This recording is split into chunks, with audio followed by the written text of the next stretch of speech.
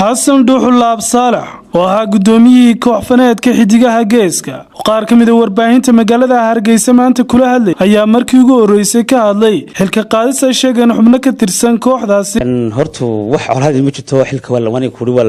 wala bedela kulay kooxduna wixii gudaheeda wixii lagu bedelayo wax gudahayaga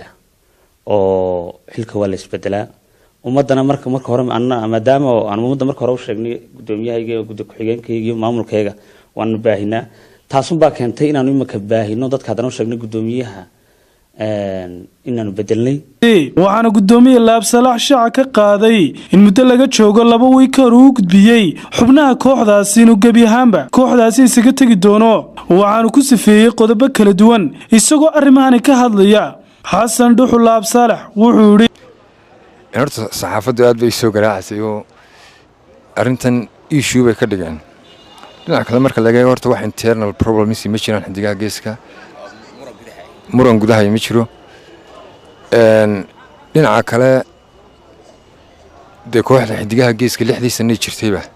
marka laga reebo 8 bilood gudoomiyaha ka ahaa waxa laga yaabaa in culayska maamulka fanku leeyahay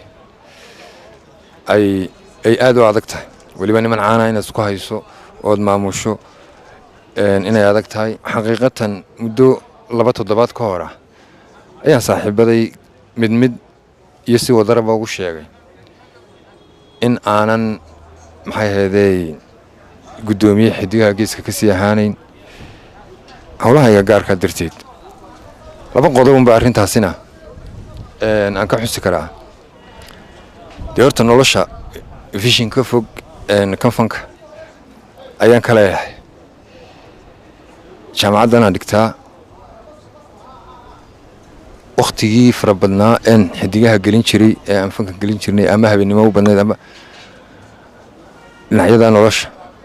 ayaan jecelahay horta inaan geliyo marka laga yimaado taa qodob kale oo muhiim ah jira oo sababay inaan maxay ahayd hawsha ka yarnasto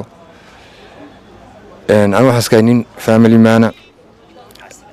ciyaalkaygu ingiriiska ku nooleen deganaayeen gabi ahaan waan ka soo raray halkan imika degan yihiin waxay u baahan yihiin waqti la siiyo waxay u baahan yihiin madrasad la geeyo waxay u baahan yihiin dugsi la geeyo arrimahaas oo dhan waxay keeneen in shakhsi ahaan aan isku wadi kari waayo hawlihii kooxda taagnaa markasta maalin kasta hawl taagan weeyaan oo ku faraxsanahay kulli toole maxay ahayd kii qabta waa kii kale rag iga karti badan baa jooga xidigaha geeskuna waa dallad oo dhalinyaro ay hibadu madaysay way jirayaan oo way isku mabda anu hadan xilka ka tegin xubinimo kama tegin wixii tale iyo wixii tusaale waan la garab taaganahay laakiin xil gudasho la'aantu hadday noqoshay saaxiibada in nolosha gaarka kaga mashquulo anu ma garan